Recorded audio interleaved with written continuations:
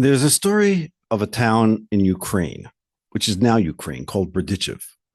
On Yom Kippur night, the night of Yom Kippur, the most well-attended night of the year, they're waiting for the Rav Levi Yitzchak Berdichev, to arrive in Shul. He doesn't. After 10, 20 minutes, they send someone out to look for him. He can't find him. They start davening. Finally, he shows up. They ask him what happened. He says, I'll tell you. I was on the way to Shul. I was on the way to synagogue to come be with everybody on Yom Kippur. But I heard crying coming from this disheveled shack. I knock on the door, and there's an old lady there with a bunch of grandchildren, and they're not eating. They're not ready for bed. And he says, I said, what's the problem? Can I bring you food? She says, no, but I need to go to Shul. I need to go to synagogue. I need to pray to God. So Rav Levi Yitzchak, the holy Rav Levi Yitzchak, says, let me come inside. You go to Shul. I'll feed your kids. I'll bathe your kids. I'll put them to sleep. And you go and be in synagogue. When you look at stories of tzaddikim, if you like storybooks of tzaddikim, you'll always find that the greatness of tzaddikim, the greatness of righteous Jews, of righteous people, is their ability to know when to break the rules. When to say, yes, it's important to go to shul, but sometimes it's even more important to help out somebody in need. I want to take you deeper. The final verse of the entire Torah is Hayod HaChazaka. It says those two words, that Moshe had strong hands. How did he have strong hands? When he saw the Jews sinned with the golden calf and worshipped a golden calf, he took the Luchos. He took the tablets that he brought down from Har Sinai. He came to the bottom of the mountain and he had everybody see them and he broke them in front of them. Imagine, in Shamayim, in heaven, Hashem looked down and said, how's this possible? The Malachim screamed, you broke the Torah. Can you imagine? The holiest thing, the holiest thing in the entire world was destroyed. How can Moshe Rabbeinu do that? And Hashem says, wow, thank you for doing it. Hashem finally agrees. Because when Moshe did that, suddenly the sin where we went and found God in other areas and other creative manifested ways which we've developed and we've created in order to engage ourselves in connection with Hashem, those things fell away because no longer did we have the 10 Commandments on stone. And these broken tablets were put inside of a box in Aron. And when Bnei Yisrael went to war, they were led in front of them. And all their travels that they did in the desert before they came to Eretz Yisrael. And when they came in, this was the message that sometimes we don't follow the rules. And knowing when to break the rules for the sake of others is what's important. Sfas Emes takes us even deeper.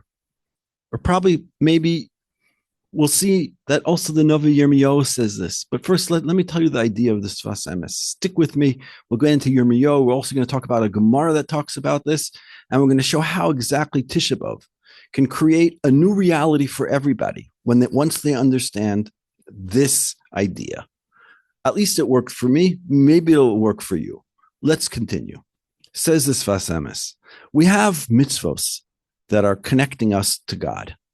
Certain things that it's not interpersonal. It's not about my relationships with others. It's about my relationship with God. Says the Sfas Emes, those mitzvahs are to teach us how to be able to react and interact with people. That the ultimate goal is v'ahavta l'reacha kamocha. The ultimate goal is to be able to get along with people, with our neighbors, friends, families, children, parents, people in shul, people at the supermarket. Getting along with people is the ultimate goal. But we can't just do it with love alone. Love alone doesn't have the power of the Torah. So let's talk about this. Why was the Beis HaMikdash destroyed? This question is not my question. The Navi, the prophet Yirmiyahu, in Parak Tes, Pasuk Yud Beis, asks this question. He says, but he prefaces the question. He says, I'm going to tell you a question where I'm going to give you the answer. But he prefaces it, Miha ish hachacham v'yavin ezos. Who is the wise person who understands what I'm about to tell you? And the Gemara Nedarim asks why you have to be wise, and we're going to look at that in a second. Let's see what he says. Why was Eretz Yisrael destroyed? Why did we lose Eretz Yisrael? That it turns into a desert with nobody going through it. Vayomer Hashem, God answers the question. And remember, the answer that Hashem gives is not self-explanatory, says Yirmiyahu HaNavi. You need to be smart. You left the Torah. You didn't listen to my voice. And you didn't follow the Torah. Says the Gemara, Amar Rav Yehuda Amar Rav, what is this talking about? What do you mean? So he says, it doesn't mean they just left the Torah. It means Hainu shalai shamu b'koli. They didn't listen to my tone. And they didn't make a bracha before they learned Torah. What does that mean? So we're still left with that question. What is Rabbi Yehuda Marav in the Gemara in the Darm Daf and Vav? What is he asking? What is he adding? So I want to take you back in the Darm Pehei. I want to take you back. Says the Sfas Emes. What does it mean, Asher lo yibaruchu ba, that they didn't make a bracha? What does bracha mean? Bracha means to internalize something, to take something and move it into other areas of my life. When you have a vineyard, you could have a vine of the vineyard that you take the vine and you put it into the ground and you pull it back up. And where it's in the ground, it's going to start putting out roots. That's a Mishnah. The Mishnah says, a mavriches hagefen. And what that means is that bracha means being a conduit. How can we take the Torah? The reason, says the Gemara, the reason says Yirmiyahu HaNavi, and we learn from this pasuk that you make a birchas HaTorah. Birchas HaTorah is learned from this pasuk. The Gemara in Brachos says, Minayin lebirchas HaTorah min HaTorah. And even though the Ramban brings this as a raya lahalocha, the Rambam, some say, may argue. But according to the Sfas Emes, it's pashut asher lo berchu b'Torah. What's the bracha of Torah? The bracha of Torah is asher kedishanu b'mitzvaysav. Thank you, blessed are you, Hashem, my God of judgment, who has made me holy through giving me this commandment. What's the commandment that God made us holy? What's the commandment that we say because of not making this commandment, the Beis HaMikdash was destroyed? And this is not a drash. This is learnt out lahalocha, and it's brought in Shulchan Aruch, and the Mishnah Berurah brings us down lahalocha, and we paskin this way, and this is why we make birchas HaTorah every single day. And what's the bracha we make? Do we say asher kedishanu b'mitzvaysav v'tzivanu lilmod Torah? No. What do we say? We say la'asoik b'divrei Torah. Asher lo asku ba'Torah, says Medrash and Psicha Rabbah Beis. If they would have she'ilu hayu misaskim b'Torah, if they would have been involved, being misasek. Misasek means to internalize it, to deal with it. Everything in the world is being misasek b'Torah. There's nothing in the world. A person can't take a step without being involved with the Torah. There's nothing outside of Torah. And Ben Adam L'Chavera comes first. So when we make the bracha in the morning, Lasuk b'divrei Torah, yes, we have to say a few psukim to be yoitza, but the real way we're yoitza the mitzvah of being Lasuk b'divrei Torah is internalizing the Torah. So yes, this is Pashat Pshat in the pasuk in Yirmiyahu Perak Tes Mishnah, a pasuk Yud Beis, and it's a pasuk Pshat in the Gemara in Brachos, in the Gemara in Nedarim. That we have to be mevarich b'Torah. We have to take the Torah and make it that we could understand the greatness of the Torah, so we could understand that the ultimate purpose of the Torah, the ultimate purpose of the Torah is Ben Adam L'Chaver. And then what the Zohar says in Reish Ayin Vov, that when a person is oisik b'Torah, that's what does that mean? That's called halacha, and that he should be mechaven the words hakala. that halacha sheloi holchu boy, that the Torah Oraisa Torah Sheba'al Peh is called halacha because it's a derech that we walk. It's how we interact. Walking elam masoyes. It's the traveling, how we travel, how we interact with people. It's how we take the Torah that we learn during the day or at night, or whenever we learn Torah on Shabbos. How do we take it and internalize it and make it that it's part of our connection to other people? That hilacha adam yi al pi Torah, and it says shehi luchosam yi al pi Torah. And what does the word Torah mean? Torah means shemeru moira derech ba'olam hachoshech. That the word Torah means that it lights up and it shows us a way. It shows us the path. Torah means to show a path. The path is what I want to talk about. And here we're going to go deep. It says that Menashe was half in Chutz La'aretz and half in Chutz La'aretz, in Eretz Yisrael. Menashe was, says the Arizal, the Menashe represents the Gid Anoshe. And Yaakov Avinu, when he fought with Esav, we have Shisa Gidim, we have 365 sinews in our body.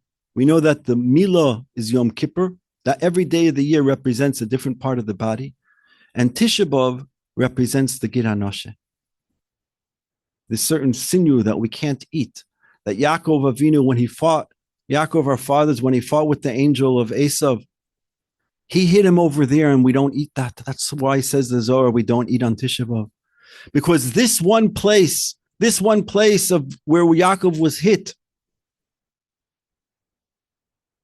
was ruined. And on Tisha B'Av, we could make it that la'asid lave, we're going to eat the Gid Anoshe because it's going to be fixed. This one place that, like we say by Sota, that Hashem says, let me erase my name. Let me destroy my name to bring shalom between people. That Ben Adam L'Chaveroi should go towards Ben Adam L'Chaveroi.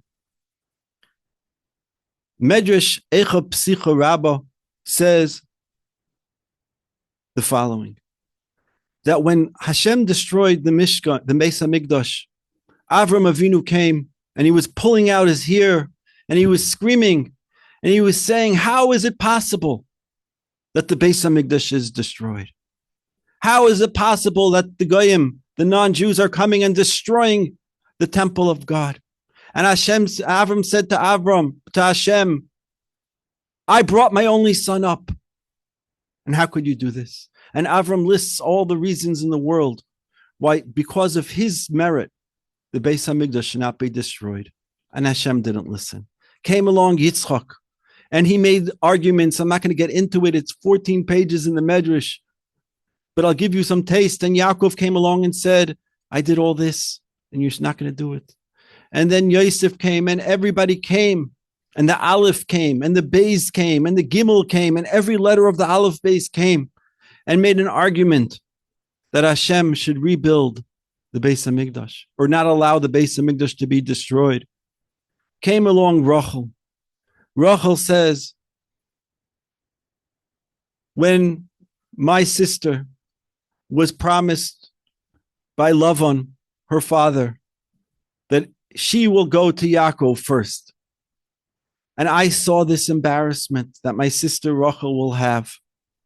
And what did I do? I went to Rachel. Rachel went to Leah, and Rachel says, I told her the signs, and I explained to her all the hidden messages that we had between Yaakov and myself, so that Leah should go and get married to Yaakov instead of Rachel.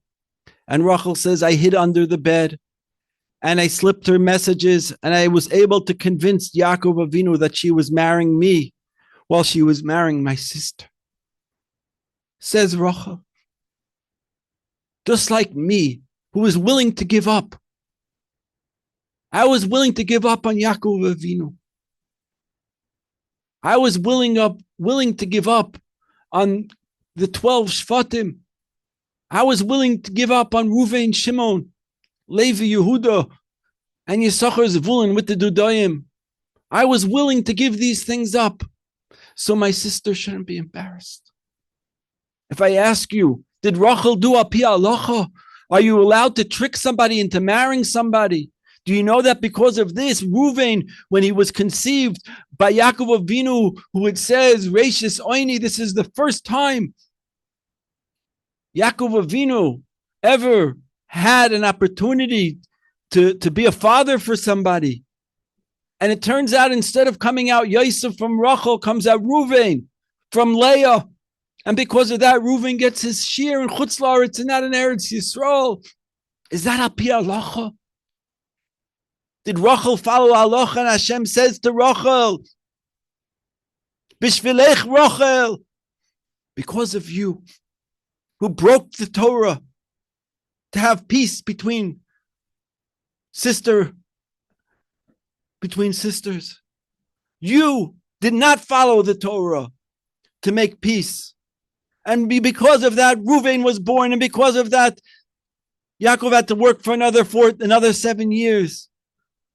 Because of that, Rachel, you're considered the Ikar Bais. Because of that, V'shavu banim ligvulech. Minei koli mi bechi. Stop crying, Rachel.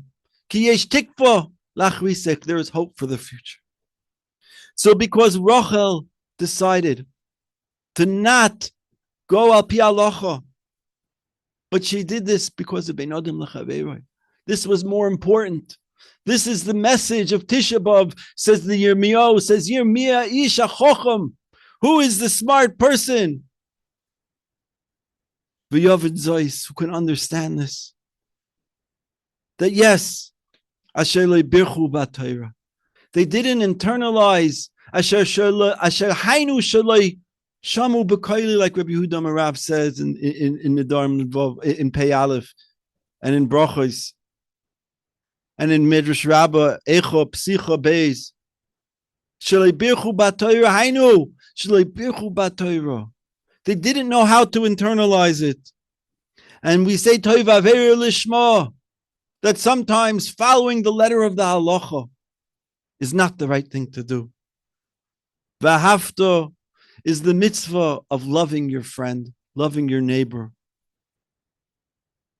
The Maral in Netzach Perek Daled goes through a big arichus in explaining that the second Beis HaMikdash chet was the Ichud of Klal Yisrael. The Ichud of Klal Yisrael is all the Jews coming together. The connection that we all have to each other. And when a person sees that every Jew, that we are a group, and on Tisha B'Av, we say, Deracheh Darchei Noyam. The Maral says that we're all one, and that's what Shabbos is. Take a look at the Marsha, at the end of Erevin, the Marsha, the most beautiful Marsha, he says, Deracheh Darchei Noyam. How could you ever have Erev Tafshilin? What does Erev Tafshilin do? There's a halacha on Shabbos that if you want to carry from one courtyard to another, you have to have a piece of bread and a piece of gefilte fish in someone else's house, and then you can carry it to their house, even though there's an Erev. Says the Marsha, what are you talking about? Then he says, Hey Mamru ve'im Amru, that it's halacha divrei Chazal. They said, Deracheh Darchei Noyam, in order to have the Alpayim Amma of Rishus, you have to be able to have ma'achid, that the mitzvah v'hafta l'recha kamoicha changes Shabbos. That by a person putting food in someone else's house and saying, I can knock on your door on Shabbos. I could come eat by you on Shabbos. My house isn't closed. I'm not in bed on Shabbos. I'm awake. I'm alive. I'm waiting for you to come. I'm willing to visit people. I'm willing to see who needs to be visited on Shabbos more than I need to sleep. What can I do on Shabbos? And that's la halacha, says the Marsha, that the whole Masechtes Erevin, the whole mitzvah of Erev Tavshilin, is Deracheh Darchei Noyam b'chol nesivos shalom, the nesivos of Alpayim Amo. And he says, Befrat, Bishnat Shalom, he writes, take a look at the last Marsha. Tisha B'Av is an introduction to Yom Kippur.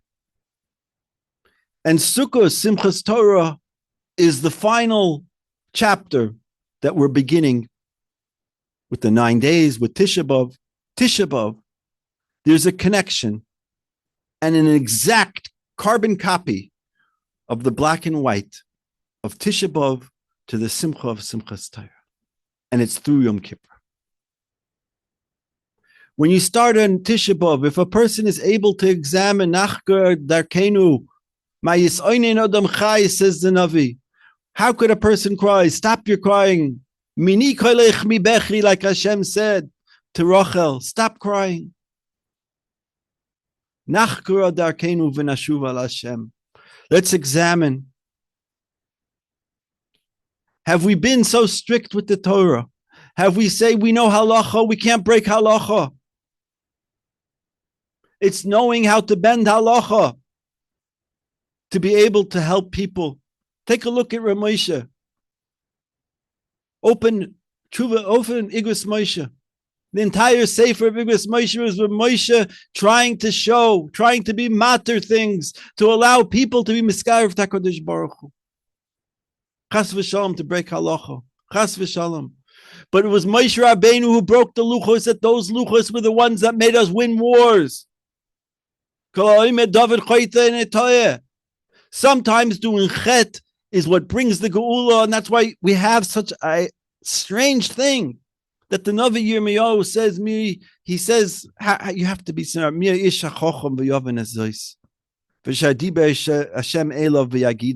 That a person is able to make this decision. And that's the Yad HaChazak. That's God's greatness. That he's able to give over the Torah. And how many times in the Nevi'im do we find that the Nevi'im broke the Torah?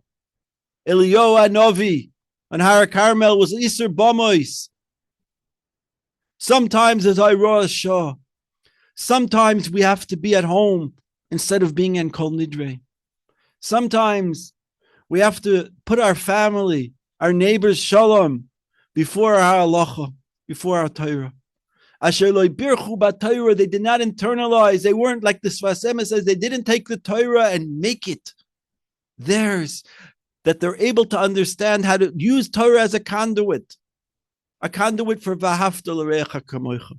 That's the entire Torah. There's nothing else. That a person's entire walk, his entire everything should be b'koili, hainu shaloi shamu b'koili, like Rav Yehuda Marav says. They didn't understand the tone. The tone of all ben adam l'makom. The Torah, everything is all come back to one thing. Ben adam l'chaver. What's the tone? Is the tone a tone of love? And it doesn't mean to throw out the Torah. It means to understand is when is your kesher with HaKadosh Baruch Hu more important than your kesher with people? Says the Sfas Emes, never. But it's not binary. That a person's kesher with HaKadosh Baruch Hu, the more the person is misasek b'Torah. Asher lo birchu b'Torah, he sits and he works on Torah. He learns something and he says, how do I internalize this? When could I be matter myself to be able to miss a shachris? For what can I miss shachris? Yes, there are some times. And I want to tell you something.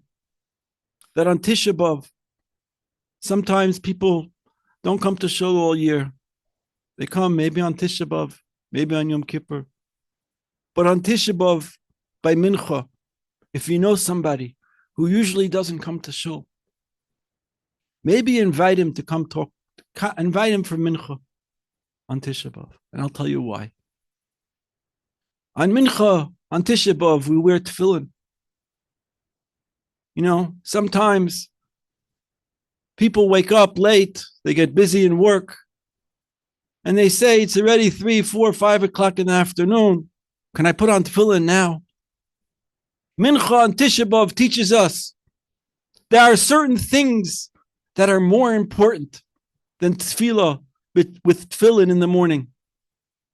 And it's okay sometimes to put on tefillin by Mincha. That message, carry it with you. Pass it on. Show people that a whole tzibur can put on tefillin by Mincha.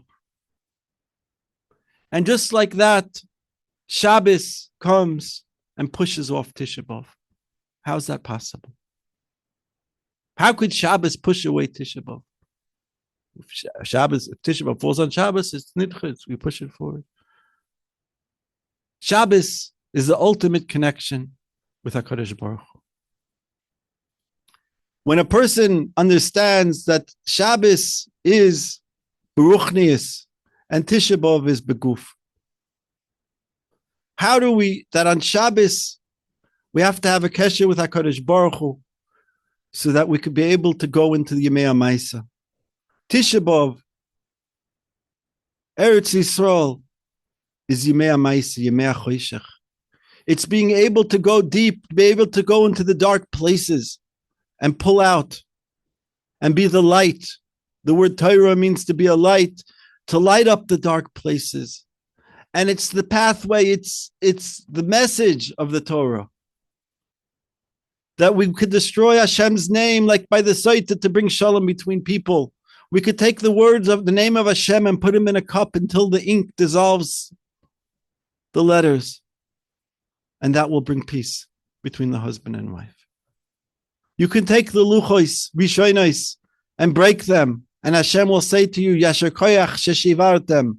Imagine a person walks into shul and he comes and he sees someone smoking on Shabbos and he takes the Sefer Torah and throws it on the floor. Chas v'shalom, you should never do that. But that's not what the message is. This was Moshe Rabbeinu. But sometimes when a person sees somebody smoking on Shabbos, a person could say Good Shabbos without any reason to try to get somebody to be makar, without trying to change them. The Torah is the light. And the Torah says the ultimate thing is v'ahavta l'oreach kamecha. That's the final. That's the trump card. Obviously, we know it says that if a parent, or it says that divrei harav v'divrei hatalmid mishayim, that a person needs to understand that ultimately HaKadosh Baruch Hu is right. But the greatest gedolim, the greatest shailos, the greatest questions the Sfarim are written about is when can we break Shabbos?